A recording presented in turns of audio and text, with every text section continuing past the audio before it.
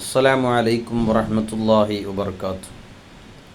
കാലഘട്ടത്തിൻ്റെ ചക്രവാളം മാറി മാറി സഞ്ചരിക്കുമ്പോൾ ഒരുപാട് പരീക്ഷണങ്ങളെ അതിജയിച്ചുകൊണ്ടാണ് നാം മുന്നേറിക്കൊണ്ടിരിക്കുന്നത്.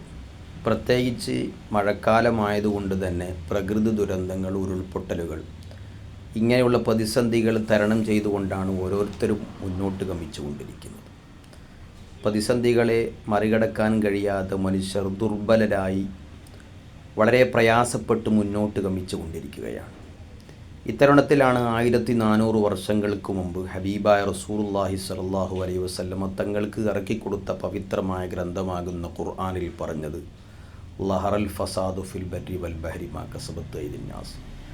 മനുഷ്യൻ ദുർമാർഗ ചിന്തകളും ദുശ്ചൈതികളും ജീവിതത്തിൽ പ്രവർത്തനം മോശമായതുകൊണ്ട് തന്നെ കരയിലും കടലിലുമായി ഒരുപാട് ദുരന്തങ്ങളും പ്രയാസങ്ങളും അഭിമുഖീകരിക്കപ്പെടേണ്ടി വരുമെന്ന് വിശുദ്ധ ഖുർആൻ നേരത്തെ പറഞ്ഞിട്ടുണ്ട്. മറ്റൊരായത്തിൽ പറയുന്നു, വത്തഖൂ ഫിത്നത ലാ തുസീബന്നല്ലദീന ളലമൂ മിൻകും ഖാസ്സ.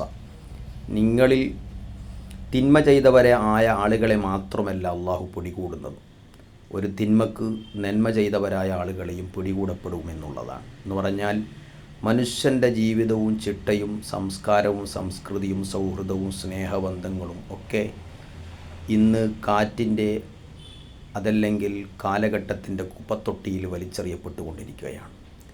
അപ്പോഴാണ് ഈ ആയത്തിൻ്റെ പ്രസക്തി ബോധ്യപ്പെടുന്നത്. തിന്മകളിൽ നിന്ന് മനുഷ്യൻ എത്രത്തോളം മാറി നിൽക്കുന്നുണ്ടോ അവിടങ്ങളിൽ അള്ളാഹുവിൻ്റെ പരീക്ഷണങ്ങളിൽ നിന്ന് മുക്തമാകാൻ കഴിയുമെന്നർത്ഥം.